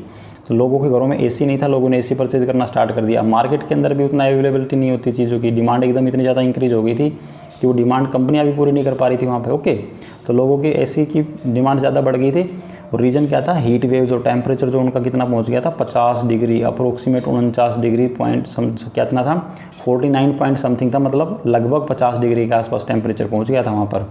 रीज़न था ग्लोबल वार्मिंग। तो ग्लोबल वार्मिंग की वजह से क्या होता है कि जो हमारी अर्थ का टेम्परेचर है वो बढ़ जाता है। टेम्परेचर बढ़ने से क्या होगा, जो हमारे ग्लेशियर्स हैं, जो हमारे माउंटेन्स हैं, बर्फ़ के पहाड़ हैं, यहाँ पे मान लो बर्फ़ जमी हुई है पूरी, तो टेम्परेचर बढ़ेगा तो ये बर्फ़ क्या होगी, मेल्ट करेगी, पिघलेगी, और रिवर्स में से फ्लो करके वाटर कहाँ चला जाएगा, ओशियन के अंदर। जब ओशियन में वाटर पहुँचेगा तो क्या होगा वहाँ पर, जब ये वाटर ओशियन के अंदर जाएगा तो वहाँ पे जो ओशियन का लेवल है, समुद्र में जो वाटर लेवल है वो बढ़ जाएगा। करीबन अगर 15 से 20 फीट भी बढ़ गया तो आप ये एज्यूम करके चलो कि जो कोस्टल एरिया है, जैसे ये हमारा इंडिया है, तो इंडिया के पे ये क्या है, ये हमारे कोस्टल एरिया है, वेस्टर्न कोस्ट है ये। ओके, ये ईस्टर्न कोस्ट है, ये मैंने पढ़ाए हैं दोनों आप लोगों को। तो जो वेस्टर्न कोस्ट और ईस्टर्न कोस्ट के ऊपर जो सिटीज़ हैं, बड़ी बड़ी सिटीज़ हैं, लेकिन उनकी हाइट कम है, जैसे मुंबई हो गया, गोवा हो गया, ये कुछ सिटीज़ क्या हो सकती हैं, डूब सकती है, इनके डूबने का खतरा बढ़ सकता है। और ये सिर्फ इंडिया की प्रॉब्लम नहीं है, पूरे वर्ल्ड की प्रॉब्लम है। काफ़ी ऐसे बड़े बड़े सिटीज़ हैं, न्यूयॉर्क वगैरह, जो ओशियन के किनारे, मतलब समुद्र के या फिर महासागर के किनारे पर बसे हुए हैं, समुद्र के किनारे पर हैं, उन सिटीज़ के डूबने का खतरा बढ़ सकता है ग्लोबल वार्मिंग से। और काफ़ी आइलैंड कंट्रीज़ भी ऐसी हैं जो समुद्र के बीच में है और जिनकी एवरेज हाइट काफ़ी कम है, तो उन कंट्री, पूरा देश के देश डूबने का खतरा बढ़ सकता है इससे। मालदीव जैसे हो गए कंट्री हैं जो आइलैंड कंट्रीज़ हैं जिनकी हाइट काफ़ी कम है। ओके फ्रेंड्स, तो अब नेक्स्ट देखते हैं जो हमारा स्ट्रक्चर ऑफ एटमॉस्फेयर है। आई थिंक क्लियर हो गया होगा ये सब चीज़ें, कंपोजिशन ऑफ द एटमॉस्फेयर के बारे में आपका। ओके, अब नेक्स्ट देखते हैं स्ट्रक्चर ऑफ एटमॉस्फेयर। अच्छा, हमारा जो एक पॉइंट मिस हो गया था उसके अंदर, कंपोजिशन ऑफ द एटमॉस्फेयर के अंदर पॉइंट क्या, जैसे आपकी साइड बुक में दे रखा होता है डू यू नो करके, तो वो पॉइंट पे मैं डिस्कस कर लेता हूँ। देखो, एयर सर्कुलेशन क्या होता है आपको पता है। जैसे मान लेते हैं ये एयर है, यहाँ पर ये एटमॉस्फेयर के अंदर क्या है, ये एयर है। जब ये एयर क्या होती है, गर्म होती है। जब एयर क्या होती है, हीट होती है। तो हीट होने से क्या हो जाती है, एयर एक्सपैंड करती है। क्या करती है, एक्सपैंड करती है। ओके, तो एक्सपैंड होकर क्या हो जाती है, लाइट हो जाती है, हल्की हो जाती है। जब लाइट हो जाएगी, हल्की हो जाएगी, तो क्या करेगी, ये एयर ऊपर की तरफ मूव करेगी। कहाँ मूव करेगी, ऊपर की तरफ। जब ये एयर नीचे से ऊपर की तरफ मूव करेगी तो जो नीचे ये जगह है ये क्या हो जाएगी, खाली हो जाएगी यहाँ पर। ओके, क्योंकि ये एयर क्या होगी, गर्म होगी। गर्म होने के बाद एक्सपेंड किया इस एयर ने, एक्सपेंड करने के बाद क्या होगी, हल्की होगी, लाइट होगी। लाइट होकर क्या चली गई, क्या हो गया, ये ऊपर चली गई। और जो ऊपर कैसी हवा थी, कोल्ड एयर थी। ऊपर कैसी ठंडी हवा है, कैसी हवा है, ठंडी हवा। और जब वो ठंडी हवा कैसी होती है, डेंसर होती है, हैवी होती है। जो ठंडी हवा डेंसर होती है, हैवी, मतलब फिर वो क्या करेगी, हैवी जो एयर होती है वो क्या करेगी, नीचे आएगी, क्योंकि नीचे जगह खाली है, स्पेस खाली है। तो उस खाली स्पेस को भरने के लिए कोई तो आएगा ना वहाँ पर। तो उस खाली स्पेस को भरने के लिए कौन आएगा यहाँ पर, जो कोल्ड एयर है, जो ठंडी हवा है, वो यहाँ पर आएगी नीचे, और इस स्पेस को फिल करने के लिए। तो इस प्रकार से जो एयर होती है वो क्या करती रहती है, सर्कुलेट करती रहती है। ओके, इसी को क्या बोलते हैं, air circulation. Okay, I think air circulation आप समझ गए होंगे। जो वाटर है, जब हम गर्म करते हैं किसी बकेट के अंदर, उसको हम गैस पे रख देते हैं, स्टोव पे रखते हैं, और जो वाटर को गर्म करते हैं, तो जो हमारा वाटर गर्म होता है ना, जैसे मान लेते हैं ये गैस है नीचे, इस पर वाटर भरा हुआ है किसी बकेट के अंदर। ओके, जिसके नीचे हम लोगों ने गैस को या स्टोव को ऑन किया हुआ है, तो जब ये वाटर नीचे का गर्म होता है, ओके, जब नीचे का वाटर गर्म होने के बाद क्या होगा, ये लाइट हो जाता है, ये क्या करेगा, ऊपर की तरफ मूव करेगा। और ऊपर कैसा होता है, ठंडा जो वाटर होता है वो क्या करेगा, इसका स्पेस लेने के लिए नीचे आ जाता है। तो इस प्रकार से जो हमारी ये, इसको कन्वेंशन प्रोसेस है, साइंस के अंदर जब आप पढ़ोगे तो आपको वहाँ पढ़ने को मिलेगा। तो मैंने सिर्फ जब ये एयर सर्कुलेशन बताया है तो थोड़ा सा डिस्कस कर दिया। अब हम बात करते हैं स्ट्रक्चर ऑफ द एटमॉस्फेयर के बारे में। किसके बारे में, स्ट्रक्चर ऑफ एटमॉस्फेयर। देखो, काफ़ी मज़ेदार टॉपिक है स्ट्रक्चर ऑफ एटमॉस्फेयर। इमेज की हेल्प से समझाऊंगा, बड़ा मजा आएगा पढ़ने के अंदर। फोकस करना चीज़ों के ऊपर। जो हमारा एटमॉस्फेयर है, एटमॉस्फेयर आप समझ गए। आप क्या करो, अर्थ के सरफेस के ऊपर खड़े जाओ। जैसे मैं अभी इमेज में दिखाता हूँ आप लोगों को, 1 मिनट। अर्थ के सरफेस है, ये मान ले जाते हैं, दोनों इमेज सेम है। इसमें, इस इमेज के अंदर क्या है, आप लोगों को अर्थ का जो सरफेस दिखाई नहीं दे रहा है, इसमें ये अर्थ का सरफेस आप लोगों को दिखाई दे रहा है। बस ये हमारी अर्थ है और ये अर्थ का क्या है, सरफेस है। ये मान लेते हैं मैं हूँ यहाँ पर, ये मैं हूँ, या आप किसी को भी एज्यूम कर लो, हम यहाँ पर खड़े हो गए। ओके, हम यहाँ पे खड़े हो गए, हम लोगों ये ऊपर जो हमें दिखाई दे रहा है ये क्या है, हमारा एटमॉस्फेयर है, आसमान दिखाई दे रहा है। मैंने इसके अंदर मैं खड़ा हो गया, मैंने कहाँ देखना स्टार्ट किया, ऊपर की तरफ आसमान में देखना स्टार्ट किया, तो मुझे क्या दिखाई दे रहा है, जो दिखाई दे रहा है ऊपर तक ये क्या हमारा एटमॉस्फेयर दिख रहा है मुझे। बट वो एटमॉस्फेयर के अंदर जो गैसेज है वो तो मुझे नज़र नहीं आ रही। या तो मैं रात में दिन में देखूंगा तो मुझे सूरज नज़र आएगा, रात में देखूंगा तो चंद्रमा नज़र आएगा या तारे नज़र आएंगे, बट ये एटमॉस्फेयर तो मुझे नज़र नहीं आता, ये गैसेज हमें नज़र नहीं आती हैं। बट ऊपर क्या है, हमारा एटमॉस्फेयर है। ओके, ये एटमॉस्फेयर कितनी हाइट तक है ये पढ़ने वाले हैं अब हम, कि किस हाइट तक एटमॉस्फेयर प्रेजेंट है। ओके, तो एटमॉस्फेयर आई थिंक आपका क्लियर है। जो हमारी अर्थ की सरफेस है उसके चारों तरफ हम जो एयर का एक कम्बल उड़ाते हैं, ये एयर है, हवा है चारों तरफ, जो इसके चारों तरफ आप लोगों को दिख रहा है ये क्या है, एयर है। और इस अर्थ की सरफेस को हम लोगों ने क्या कर रखा है, इस एयर से कवर कर रखा है, हमने नहीं प्रकृति ने कवर कर रखा है, उसी को क्या बोलते हैं, एटमॉस्फेयर। तो जो एटमॉस्फेयर है उसको हम लोगों ने कितने पार्ट में डिवाइड कर रखा है समझने के लिए, 5 लेयर्स के अंदर डिवाइड कर रखा है। एटमॉस्फेयर कितने लेयर्स में डिवाइडेड है, हमारा एटमॉस्फेयर 5 लेयर में डिवाइडेड है। कितने में, 5 लेयर में डिवाइडेड है। और कहाँ से स्टार्ट होता है, अर्थ के सरफेस से स्टार्ट होता है, ये चीज़ याद रखना। कहाँ से स्टार्ट होगा ये, अर्थ के सरफेस पे। आप अर्थ के सरफेस पे खड़े हो जाओ, जंप करना स्टार्ट करो ऊपर की तरफ, कहाँ पर, आसमान की तरफ। तो सबसे पहले जो लेयर आएगी उसको क्या बोलते हैं, ट्रोपोस्फेयर। क्या बोलेंगे, ट्रोपोस्फेयर। जो नेक्स्ट लेयर आएगी उसे क्या बोलते हैं, स्ट्रेटोस्फेयर। थर्ड लेयर है मीजोस्फेयर, फोर्थ है थर्मोस्फेयर, 5 है फिफ्थ कौन सी है, एक्सोस्फेयर। नाम आपको याद करने पड़ेंगे, रट्टा मार लो इनको, कोई वैसे की चीज़ समझने का कुछ है नहीं इनके अंदर, नाम आप लर्न कर लो। बाकी अब लेयर्स के बारे में डिस्कस करते हैं। देखो चीज़ों के जो नाम होते हैं याद करने पड़ते हैं। आपके घर के अंदर किसी फैमिली मेम्बर्स का नाम है वो आपको याद करना पड़ता है। ओके, तो सेम उस प्रकार से मान लो कोई फैमिली मेम्बर्स है आपके, इनके नाम है, आपको याद करना पड़ेगा। अब बात करते हैं ट्रोपोस्फेयर के बारे में। ट्रोपोस्फेयर क्या होता है, पहले इमेज में दिखा देता हूँ। आप एज्यूम कर लो आप यहीं पे खड़े हो, आपने जंप किया अर्थ के सरफेस के ऊपर, आसमान में देखा, आपने उड़ना स्टार्ट कर दिया, पंख लग गए, मान लो आपके क्या लग गए, पंख लग गए, आपने उड़ना स्टार्ट किया, आप आसमान की तरफ उड़ रहे हो, करीबन यहाँ तक पहुँचते हो तो यहाँ तक आपको क्या दिखता है, ट्रोपोस्फेयर। अभी कितनी हाइट है अभी बताता हूँ आपको। ये कौन सा है, ट्रोपोस्फेयर। ओके, ये दिख रहा है यहाँ पर, ये दिख रहा है यहाँ पर, ये है ट्रोपोस्फेयर। ये जो इसके नीचे का जो ये एरिया है ना, ये है ट्रोपोस्फेयर, अर्थ के सरफेस के ऊपर। अब कुछ चीज़ें आपको नज़र आ रही है इसके अंदर, ये देखो ये क्या लिखा हुआ है, माउंट एवरेस्ट। इमेज क्लियर नहीं है आपकी बुक के अंदर, आप देखो दिख जाएगा इजीली आपको। ये क्या है, माउंट एवरेस्ट नज़र आ रहा है ना आपको बना हुआ, ये क्या है, माउंट एवरेस्ट। और माउंट एवरेस्ट की हाइट कितनी है भाई, माउंट एवरेस्ट की हाइट कितनी है, 8848 मीटर।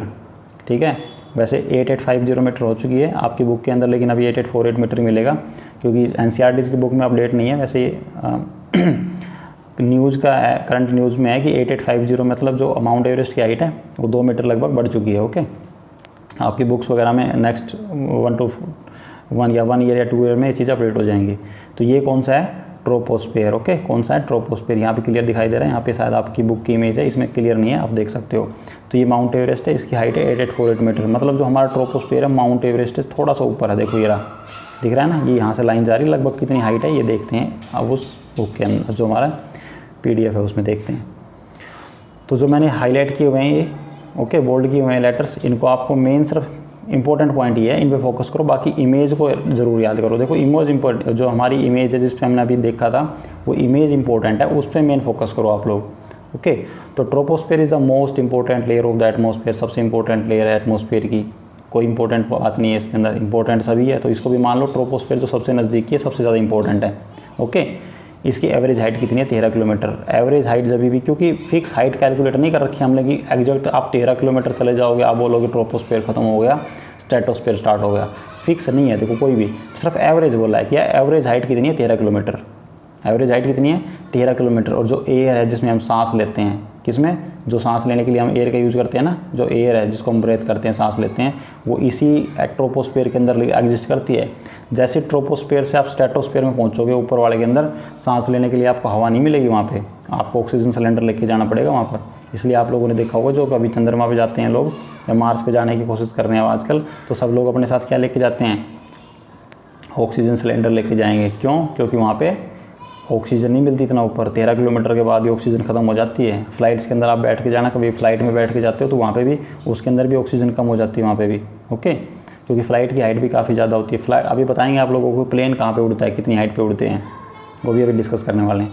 ओके, तो 13 किलोमीटर तक कौन सा होता है, ट्रोपोस्फेयर। एयर इसी के अंदर प्रेजेंट होती है, तो 13 किलोमीटर से ऊपर जाओगे आपको सांस लेने के लिए हवा नहीं मिलेगी वहाँ पर। और जो वेदर फिनोमिना होते हैं, वेदर फिनोमिना का मतलब बारिश होना, ठीक है, आपकी फॉग हो गई, ओले हो गए, हेल स्टॉर्म, इसके अलावा जो भी और कोई वेदर फिनोमेना लगता है, मौसम के अंदर जो आपको बदलाव देखने को मिलते हैं ना, कल बारिश हो रही थी, आज कभी ओले गिरते हैं, कभी धुंध वगैरह होती है, इसके अलावा इन सब को क्या बोलते हैं, वेदर फिनोमेना। ये सब कहाँ पर होते हैं, इसी लेयर के अंदर होते हैं। किस में होते हैं, इसी लेयर के अंदर, ट्रोपोस्फेयर के अंदर। तो अब आपको एक बात पता चली, जो आपके बादल होते हैं ना, उनकी हाइट कितनी होती है, 13 किलोमीटर से नीचे होते हैं, वो इसी लेयर के अंदर होते हैं। तो बादल वैसे 13 किलोमीटर हाइट पे तो नहीं होते। चलो बादल के बारे में पढ़ेंगे तो बताएंगे। बादल जो हमारे क्लाउड्स होते हैं, वो भी क्लाउड्स भी डिफरेंट फॉर्म के होते हैं। कुछ क्लाउड्स 2 से 3 किलोमीटर की हाइट पर मिलते हैं, कुछ 5-10 किलोमीटर पे, कुछ 12 किलोमीटर की हाइट पे भी पाए जाते हैं। कौन से क्लाउड्स रेन करते हैं, किस क्लाउड्स की वजह से क्या होती है, बारिश होती है, और कौन से क्लाउड सिर्फ दिखाने के लिए होते हैं, बेवकूफ़ बनाने के लिए होते हैं। ओके, तो क्लाउड के बारे में पढ़ेंगे, आपकी नेक्स्ट क्लासेस के अंदर आएगा तब डिस्कस करेंगे। तो जो वेदर फिनोमेना होता है, मतलब जो भी वेदर फिनोमेना, बारिश, ओले, फोग वगैरह, वो सब कहाँ पे होते हैं, ट्रोपोस्फेयर के अंदर होते हैं। कहाँ पे, ट्रोपोस्फेयर के अंदर होते हैं। ओके, अब बात करते हैं स्ट्रेटोस्फेयर के बारे में। इमेज में भी दिखा देता हूँ आप लोगों को ट्रोपोस्फेयर कहाँ पर है। वैसे हम एक बार देख चुके हैं, ये देखो ट्रोपोस्फेयर है यहाँ पर, और इस इमेज के अंदर आप देखो, ऑब्जर्व करने की कोशिश करो, ये नज़र आ रहा है आपको ट्रोपोस्फेयर। ये देखो इसके अंदर ये बादल वगैरह बने हुए हैं, और ये माउंट एवरेस्ट आपको नज़र आ रही है। ओके, तो आई थिंक ट्रोपोस्फेयर इमेज की हेल्प से आपका क्लियर हो गया। अब बात करते हैं नेक्स्ट जो है हमारा स्ट्रेटोस्फेयर। कौन सा है, स्ट्रेटोस्फेयर के बारे में। तो अब हम बात करते हैं स्ट्रेटोस्फेयर के बारे में। स्ट्रेटोस्फेयर कहाँ पर होता है, ट्रोपोस्फेयर के जस्ट ऊपर। किसके ऊपर होता है, ट्रोपोस्फेयर के जस्ट ऊपर। Above the troposphere lies the stratosphere. Troposphere के ऊपर कौन लाई करता है, स्ट्रेटोस्फेयर लाई करता है। क्या, कौन लाई करता है, stratosphere. It extends up to the height of 50 kilometre. ये कहाँ तक, इसकी हाइट कहाँ तक होती है, 50 किलोमीटर। जब आप 50 किलोमीटर जाते हो अर्थ के सरफेस से, तो 50 किलोमीटर की हाइट तक आपको कौन मिलता है, अप्रोक्सीमेट स्ट्रेटोस्फेयर मिलता है। ओके, कौन मिलता है, स्ट्रेटोस्फेयर। और जो भी क्लाउड्स वगैरह की फॉर्मेशन होती है, जो भी वेदर फिनोमिना होता है, अभी जो मैंने बताया था ना, जितने भी वेदर फिनोमिना कहाँ पे होते थे, ट्रोपोस्फेयर के अंदर। तो अगर सभी वेदर फिनोमिना ट्रोपोस्फेयर के अंदर होते हैं, तो स्ट्रेटोस्फेयर क्या होता है, इन सब चीज़ से फ्री होता है। Free from clouds and associated weather phenomena. जो भी वेदर फिनोमिना होता है स्ट्रेटोस्फेयर के अंदर कुछ नहीं होता, ये इससे फ्री होता है। ट्रोपोस्फेयर के अंदर ही होते हैं सारे वेदर फिनोमिना। तो सिर्फ अगर एक बार आपको मैंने बता दिया कि सारे वेदर फिनोमिना ट्रोपोस्फेयर के अंदर होते हैं, तो मान के चलो कि स्ट्रेटोस्फेयर के अंदर वो नहीं होते। ओके, तो इसमें ये लिखा हुआ है कि जो वेदर फिनोमिना हैं, चाहे वो क्लाउड फॉर्मेशन हो, ठीक है, उसके अलावा चाहे फोग वगैरह हो, कुछ भी हो, स्ट्रेटोस्फेयर में कुछ नहीं होता। स्ट्रेटोस्फेयर इनसे फ्री होता है। ओके, मेकिंग कंडीशंस, इसलिए यहाँ पे किसकी कंडीशंस बनती है, एरोप्लेन उड़ाने की। तो हमारा जो एरोप्लेन उड़ता है वो अप्रोक्सीमेट 13 किलोमीटर, तो जाहिर सी बात है ऊपर उड़ता है वो। जब भी फ्लाई करता है तो 13 किलोमीटर से तो ऊपर है वो, क्योंकि 13 किलोमीटर पे तक कौन एग्जिस्ट करता है, ट्रोपोस्फेयर एग्जिस्ट करता है। और ट्रोपोस्फेयर के अंदर लगभग जो हमारी वेदर फिनोमिना है, बारिश वगैरह, क्लाउड्स फॉर्मेशन वगैरह, ये सब होते हैं। तो जो एरोप्लेन है वो कहाँ पे उड़ता है, 13 किलोमीटर के ऊपर ही फ्लाई करता है। Okay, other important feature of stratosphere is contain the ozone layer. इसके अंदर एक ओजोन लेयर भी पाई जाती है। कौन सी लेयर पाई जाती है, ओजोन लेयर पाई जाती है। और ओजोन लेयर का पता है आपको क्या काम है, जो सूरज से अल्ट्रावायलेट रेज निकलती है। कौन सी किरण निकलती है, अल्ट्रावायलेट रेज निकलती है, और वो हमारे लिए क्या है, काफ़ी हानिकारक होती है। और कैसी होती है, हमारे लिए काफ़ी डेंजरस होती है, हानिकारक होती है, उसके कुछ हार्मफुल इफ़ेक्ट्स होते हैं। ओके, लेकिन वो हमारी अर्थ के सरफेस पे नहीं पहुंच पाती। क्यों नहीं पहुंच पाती, क्योंकि बीच में एक लेयर है जिसका नाम है ozone layer. Okay, ozone gas layer. ये क्या करती है, उस अल्ट्रावायलेट रेज को या उन हानिकारक, या इसके अलावा और भी जो काफ़ी सारी हानिकारक या हार्मफुल रेज निकलती है, उनको रोक लेती है। कौन रोकती है, ओजोन लेयर। लेकिन मैं आपको एक चीज़ और बताता हूँ, हमारी अर्थ के सरफेस पे ऊपर हम लोग आजकल ऐसे कुछ गलत काम करते हैं जिसकी वजह से ये ओजोन लेयर क्या हो रही है, डिप्लेट, मतलब ब्रेक हो रही है, टूट रही है, डैमेज हो रही है। जैसे हम प्लास्टिक वगैरह जो खुले में डाल देते हैं ना, तो प्लास्टिक वगैरह से कुछ इस प्रकार की रेज निकलती है जो क्या करती है, वो जब एटमॉस्फेयर के अंदर जाती हैं वो रेज, प्लास्टिक वगैरह जैसे हम खुले में डाल दिया तो उस पर धूप वगैरह गिरती है, तो धूप से क्या होता है, उस प्लास्टिक से कुछ ऐसी हानिकारक रेज निकलती है जो इस ओजोन लेयर को डैमेज करती है। इसलिए प्लास्टिक वगैरह को कभी भी खुले में नहीं डालना चाहिए। पॉलीथीन हो गया, प्लास्टिक बोटल्स होगी, वाटर बोटल्स होगी, उसके अलावा चाहे जो भी चीज़ें हों, उनको कभी भी खुले में नहीं डालना चाहिए। वो काफ़ी डेंजरस होती है, काफ़ी हानिकारक होती है। देखो उनका जो नुकसान है ना, वो इंस्टेंट हम लोगों को दिखाई नहीं देता, बट वो हमारे लिए कहीं ना कहीं काफ़ी ज़्यादा हानिकारक है। बस आप ये याद रखो, उसलिए कभी भी इन चीज़ों को खुले में नहीं डालना चाहिए। ठीक है, we have just learn how to how it protect us from the harmful effect. मैंने बता दिया ये चीज़ें कि ये हमें किस प्रकार सूर्य की जो हानिकारक किरणें होती है उससे हमें प्रोटेक्ट करती है, हमें बचाती है। ओजोन लेयर कौन बचाती है? ओजोन गैस लेयर जो होती है वो प्रोटेक्ट करती है। और कैसे कैसे प्रोटेक्ट करती है ये मैंने आपको एक्सप्लेन कर दिया अच्छे से, आई थिंक आप समझ गए होंगे क्लियर। तो स्ट्रेटोस्फीयर के अंदर क्या है, तो इसकी हाइट इंपॉर्टेंट है, हाइट याद करनी है 50 किलोमीटर। दूसरा free from cloud and weather phenomena, कोई वेदर फिनोमेना नहीं होता, किसी भी प्रकार का क्लाउड फॉर्मेशन नहीं होता है इसके अंदर।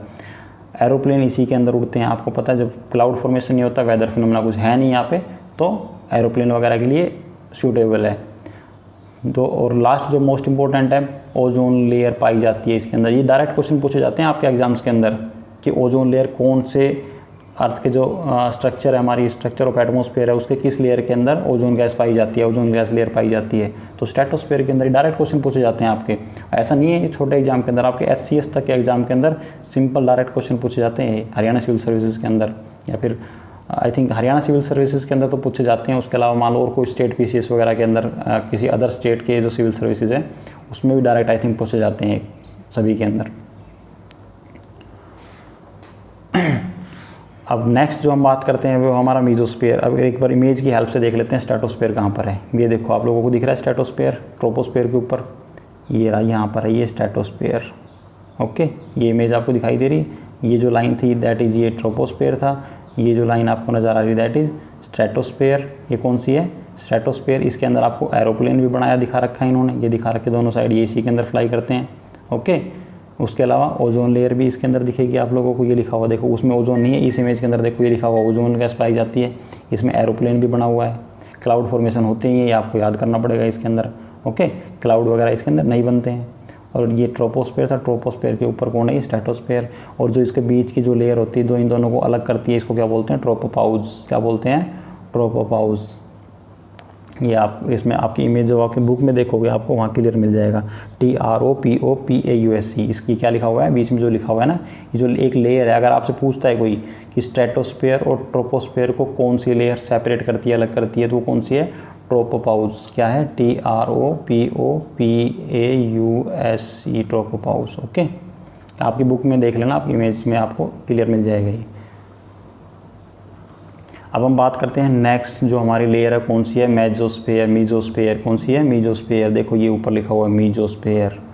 ओके, कौन सी है? मीजोस्फीयर। दो इंपॉर्टेंट थी मोस्ट, दोनों हमने डिस्कस कर ली। ट्रोपोस्फीयर, स्ट्रेटोस्फीयर, दोनों मोस्ट इंपॉर्टेंट है, ज़्यादा क्वेश्चंस इन्हीं पे बनते हैं। वैसे तो इंपॉर्टेंट सभी है, बट जो मोस्ट इंपॉर्टेंट है उन दोनों पे आपने ज़्यादा फोकस करना है। Third layer of the atmosphere, सीधी सी बात है, first troposphere, second stratosphere, third mesosphere. Image आपने याद कर ली तो ये लाइन आपको लर्न करने की ज़रूरत नहीं है, थर्ड लेयर है। ठीक है, आप इमेज की हेल्प से इजीली बता सकते हो फर्स्ट लेयर कौन सी, सेकंड कौन सी, थर्ड कौन सी, फोर्थ कौन सी, फिफ्थ कौन सी है। It lies above the stratosphere, stratosphere से ऊपर लाई करती है, ये भी क्लियर है इमेज की हेल्प से, कुछ लर्न करने की ज़रूरत नहीं है। लर्न जो करना है वो है हाइट अप टू 80 किलोमीटर। ये कहाँ तक जाती है? 80 किलोमीटर की हाइट तक पाई जाती है। अप्रोक्सीमेट 13 किलोमीटर तक कौन था? ट्रोपोस्फीयर। 50 किलोमीटर तक कौन है? स्ट्रेटोस्फीयर। और 80 किलोमीटर यहाँ पे भी लिखा हुआ है, देखो 80 लिखा हुआ है, 80 किलोमीटर तक कौन है?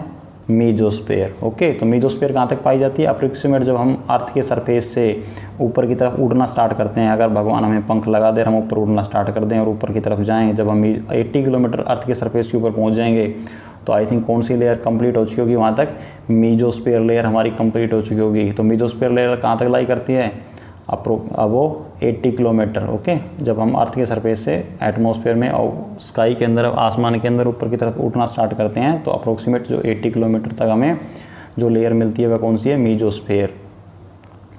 इसके अंदर जो सबसे इंपॉर्टेंट पॉइंट है वो याद कर लेना मीजोस्फीयर का, one and only one most important point, that is meteoroids burn. जब मैंने मीटेरोइड्स पढ़ाया था ना आप लोगों को, आई थिंक 6th क्लास की वीडियो चैप्टर पढ़ना, उसमें भी मैंने आप लोगों को बताया था, बस उस टाइम मैंने एक नाम नहीं बताया था कि किस लेयर के अंदर पाया जाता है। तो ये किस लेयर के अंदर पाए जाते हैं? मीजोस्फीयर के अंदर। ये जो मीटेरोइड्स होते हैं ये क्या करते हैं? मीटेरोइड्स काफ़ी बार क्या होता है, हमारी अर्थ के सरफेस के बिल्कुल नज़दीक आ जाते हैं, पास आ जाते हैं। जैसे ही मान लो कोई मीटेरोइड से यहाँ मूव कर रहा है, वो क्या होगा, गलती से हमारी अर्थ के सरफेस के पास आ गया, हमारे एटमॉस्फेयर के अंदर जैसे वो एंट्री करता है, तो जैसे वो इस लेयर के अंदर पहुँचा, ये दिख रहे हैं ये बने हुए मीजोस्फीयर, दिख रहे हैं ये बने हुए मीटेरोइड्स, ये क्या है? मीटेरोइड्स हैं ये गलती से क्या हो गया, हमारी अर्थ की सरफेस के पास आ रहे थे, पर जैसे ही इनको पता नहीं था कि अर्थ के पास एटमॉस्फेयर भी है, ये बेवकूफ़ थे, इनको किसी ने बताया नहीं, क्योंकि बाकी जो प्लैनेट्स हैं उनके पास एटमॉस्फेयर तो मिलता नहीं है, ये वहाँ तो चले जाते हैं पिकनिक मनाने, बट इनको ये नहीं पता कि अर्थ के पास एटमॉस्फेयर है। जैसे ही अर्थ के पास हमारे एटमॉस्फेयर के अंदर एंट्री करते हैं तो हमारे एटमॉस्फेयर के अंदर की जो हमारी एयर होती है उसके साथ फ्रिक्शन करके क्या हो जाती है, ये बर्न हो जाते हैं, जल जाते हैं। और ये कौन सी लेयर के अंदर होती है प्रोसेस, मीजो लेयर के अंदर, कौन सी, सॉरी मीजोस्फीयर के अंदर। किसमें होती है, मीजोस्फीयर के अंदर। तो मीटेरोइड्स अगर आपसे पूछते हैं बर्न करते हैं तो कौन सी लेयर के अंदर बर्न करते हैं, मीजोस्फीयर के अंदर। Burn up this layer on entering from the space, जब ये स्पेस से हमारी अर्थ के ऊपर आते हैं पिकनिक मनाने के लिए मेटेरॉइड्स, तो गलती से हमारे एटमॉस्फेयर के अंदर जब हम एंट्री करते हैं, ये एंट्री करते हैं तो ये जो हमारी लेयर है मीजोस्फीयर उसमें आके कंप्लीटली बर्न हो जाते हैं, जल जाते हैं। बस आप फिलहाल याद रखो कि हमारे एटमॉस्फेयर के अंदर ये एंट्री करते हैं तो ये बर्न हो जाते हैं, जल जाते हैं। और ये प्रोसेस किस लेयर के अंदर होती है, मीजोस्फीयर के अंदर होती है। ओके, अब देखते हैं जो हमारा नेक्स्ट बचा हुआ है कौन सा है। अब जो बचते हैं नेक्स्ट उनको दोनों को डिस्कस कर लेते हैं। बस एक बार इमेज में और बता देता हूँ, ये मीजोस्फीयर है और मीजोस्फीयर के नीचे कौन है, स्ट्रेटोस्फीयर। इन दोनों जो लेयर्स को डिवाइड करता है वो कौन है, स्ट्रेटोपाउज। ये बीच में की कौन सी लेयर है, इसको क्या बोलते हैं, स्ट्रेटोपाउज। ये लेयर थी, इसको क्या बोलते थे, ट्रोपोपाउज। इसको क्या बोलते हैं, स्ट्रेटोपाउज। क्या बोलते हैं, स्ट्रेटोपाउज। ओके, और नेक्स्ट है हमारा थर्मोस्फीयर, और इसको इससे ऊपर की लेयर का और अभी नाम याद कर लो आप, ये कौन है, मीजोपाउज। क्या नाम है इसका, मीजो, MESOPAUSE। क्या नाम है इसका, मीजोपाउज। क्या लिखा हुआ ये, मीजोपाउज। ओके, तो जो थर्मोस्फीयर है, अब हमारा जो नेक्स्ट लेयर है दैट इज़ थर्मोस्फीयर। थर्मोस्फीयर के बारे में डिस्कस करते हैं। चलो, तो थर्मोस्फीयर, इन थर्मोस्फीयर जो टेम्परेचर होता है राइज वेरी रैपिडली। जब हम थर्मोस्फीयर के अंदर पहुँचते हैं तो जो हमारा टेम्परेचर है वो एकदम स्पीड से बढ़ना स्टार्ट हो जाता है। कैसे बढ़ना स्टार्ट हो जाता है, स्पीड से। देखो कैसे, अब मान लेते हैं हम यहाँ पर थे, हम लोग इधर से ऊपर की तरफ उड़ रहे हैं क्योंकि हमारे पंख लगा दी भगवान ने। अब हम उड़ रहे हैं, ब्रह्मांड की सैर कर रहे हैं। तो जैसे हम ऊपर की तरफ जाना स्टार्ट करते हैं तो एकदम क्या होने स्टार्ट हो जाता है, गर्मी बढ़नी स्टार्ट हो जाती है, टेम्परेचर बहुत स्पीड से बढ़ना स्टार्ट कर देता है। ठीक है, यहाँ तक तो ठीक है टेम्परेचर, लेकिन यहाँ पे क्या होता है, जो टेम्परेचर सडनली इंस्टेंट एकदम राइज करना स्टार्ट हो जाता है, रेपिडली बढ़ना स्टार्ट हो जाता है। ओके, कौन से लेयर के अंदर, थर्मोस्फीयर के अंदर। इसका नाम से भी आप लर्न कर सकते हो, थर्म का मतलब होता है हीट, इसलिए इसको क्या बोलते हैं, थर्मोस्फीयर। ठीक है, थर्म के इसके नाम से आपको क्लियर हो जाएगा, थर्म का मतलब हीट। आपको इसको लर्न करने में दिक्कत नहीं आएगी, थर्म का मतलब ये होता है हीट। ओके, तो थर्म टेम्परेचर जो होता है राइज वेरी रैपिडली, एकदम स्पीड से टेम्परेचर बढ़ना स्टार्ट कर देता है विद इंक्रीजिंग हाइट। जैसे हम ऊपर की तरफ जाते हैं तो टेम्परेचर काफ़ी स्पीड से बढ़ना स्टार्ट कर देता है। और इसकी अगर हम हाइट की बात करें तो कहाँ से कहाँ तक लाई करती है, 80 किलोमीटर तक तो हमारा हो गया था। तो अब जो थर्मोस्फीयर है वो लाई करता है 80 से 400 किलोमीटर के बीच में। कहाँ लाई करता है, 80 किलोमीटर से 400 किलोमीटर के बीच में लाई करता है। ओके, और दिस लेयर्स क्या करती है, helps in radio transmission. Radio transmission में हेल्प करती है, किस में हेल्प करती है, रेडियो ट्रांसमिशन के अंदर। जैसे कि देखो, अगर मान लेते हैं यहाँ पे एक श्याम है और यहाँ पे है राजू, ये दोनों बैठे हुए हैं। ओके, क्या कर रहे हैं दोनों, यहाँ पे बैठे हैं, यहाँ पे श्याम है। आपने मूवी देखी है, कौन सी है, हेरा फेरी, श्याम राजू श्याम। तो यहाँ पे राजू है, ये श्याम है। राजू रहता है इंडिया के अंदर और ये श्याम है अमेरिका के अंदर। तो राजू क्या करता है, श्याम को कॉल करता है, फ़ोन मिलाता है। तो जो हमारी रेडियो वेव्स हैं वो कहाँ जाएंगी, पहले ये सैटेलाइट, देखो ये कहाँ पे, थर्मोस्फीयर के अंदर हमारी सैटेलाइट्स हैं। जो हम लोग अर्थ से सैटेलाइट लॉन्च करते हैं वो हमारे अर्थ के अराउंड रोटेट करती रहती है, क्या रिवॉल्व करती रहती हैं। ओके, तो कहाँ पर है ये, थर्मोस्फीयर के अंदर। तो जो हमारी रेडियो वेव्स हैं, ट्रांसमिशन वेव्स है, पहले इसके पास जाएंगी और ये क्या करेगी, हमारी वेव्स को, इनको इधर ट्रांसफ़र कर देगा इसके पास। ओके, सेम इस प्रकार से जो हमारे टीवी चैनल्स चलते हैं, टीवी सीरियल्स वगैरह आते हैं, वो भी इसी प्रकार से होते हैं। वो हमारे कुछ सिग्नल्स को इनके पास ट्रांसफ़र किया जाता है। ये क्या करती है, हमारे सिग्नल्स को जहाँ पे ज़रूरत होती है वहाँ पे ट्रांसफ़र कर देती है। ओके, तो जो हमारे जो रेडियो वेव्स हैं उसको ट्रांसफ़र कहाँ से किया जाता है, उसको ट्रांसफ़र करते हैं हम, ट्रांसमिट करते हैं, ट्रांसमिशन करते हैं उनका थर्मोस्फीयर के अंदर से। तो this layer helps in radio transmission. Radio transmission में हेल्प करती है हमारी, कौन सी लेयर है, थर्मोस्फीयर। कौन सी है, thermosphere. In fact radio waves transmitted from the earth, हमारे अर्थ से क्या करते हैं हम, रेडियो वेव्स को ट्रांसफ़र करते हैं। अभी मैंने दिखाया था इमेज के अंदर, जैसे ये अर्थ का सरफेस था तो यहाँ से हम लोग क्या कर रहे थे, ट्रांसफ़र कर रहे थे, इधर ट्रांसमिट कर रहे थे, और are reflected back to the earth. और ये क्या कर रही थी, रिफ्लेक्ट बैक कर दिया इन्होंने अर्थ के ऊपर, उसको वापस भेज दिया बाय दिस लेयर। हमने इस लेयर के ऊपर भेजी यहाँ पे सैटेलाइट के पास, उन्होंने क्या कर दिया, वापस हमारे अर्थ के सरफेस पे भेज दिया उसको। ओके, तो ये कहाँ से होती है प्रोसेस, थर्मोस्फीयर के अंदर। तो आई थिंक थर्मोस्फीयर में आप समझ गए। एक तो मोस्ट इंपॉर्टेंट जो थर्मोस्फीयर के अंदर आपको लर्न करना है, याद रखना है, वो क्या है, टेम्परेचर वेरी स्पीड से राइज करता है। जब हम ऊपर की तरफ जाते हैं तो टेम्परेचर है वो वेरी रैपिडली राइज करता है। और जो दूसरा पॉइंट है उसकी जो मेन रेंज कहाँ तक लाई करती है, 80 से 40 किलोमीटर के बीच में। 80 किलोमीटर तक तो हो गया था मेसोस्फीयर, 80 से 400 किलोमीटर तक कौन लाई करता है, कौन सी लेयर लाई करती है, एग्जिस्ट करती है, थर्मोस्फीयर। ओके, कौन सी है, थर्मोस्फीयर। और रेडियो ट्रांसमिशंस भी इसी लेयर के थ्रू होता है, इसी लेयर से होता है हमारा। ये मोस्ट इंपॉर्टेंट पॉइंट आपको याद रखना है। एंड लास्ट जो हमारा है वो है एग्जोस्फीयर। कौन सा है, एग्जोस्फीयर। अच्छा, एक पॉइंट आई थिंक मैं मिस कर गया कहीं इसका, जो एक आइनोस्फीयर है वो भी आई थिंक मिस हो गया हमारा कहीं। आइनोस्फीयर कौन से लेयर का पार्ट होता है, चलो मैं बताता हूँ अभी आप लोगों को, 1 मिनट। Exosphere, the upper most layer of the atmosphere is known as exosphere. जो अपर मोस्ट सबसे बाहर की लेयर होती है वो कौन सी होती है, एग्जोस्फीयर। कौन सी लेयर होती है, एग्जोस्फीयर।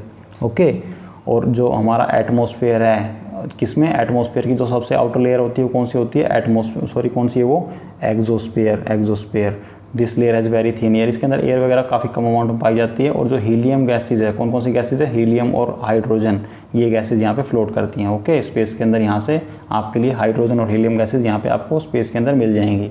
तो एग्जोस्फीयर के अंदर ऐसा खास कोई इंपॉर्टेंट है नहीं, सिर्फ अगर आपसे एग्जोस्फीयर के बारे में एक लाइन पूछी जाती है, कौन सी, ये क्या है, आउटर मोस्ट लेयर है। कौन सी है, अपर मोस्ट लेयर है। कौन सी है, अपर मोस्ट, मतलब सबसे बाहर की लेयर है। अच्छा, मैं आइनोस्फीयर की बात कर रहा था ना, देखो ये आइनोस्फीयर किसका पार्ट है, थर्मोस्फीयर का जो पार्ट है। आइनोस्फीयर किसका पार्ट है, थर्मोस्फीयर का। ये भी पूछ लेते हैं, आइनोस्फीयर कौन सी लेयर का पार्ट है, थर्मोस्फीयर का। ओके,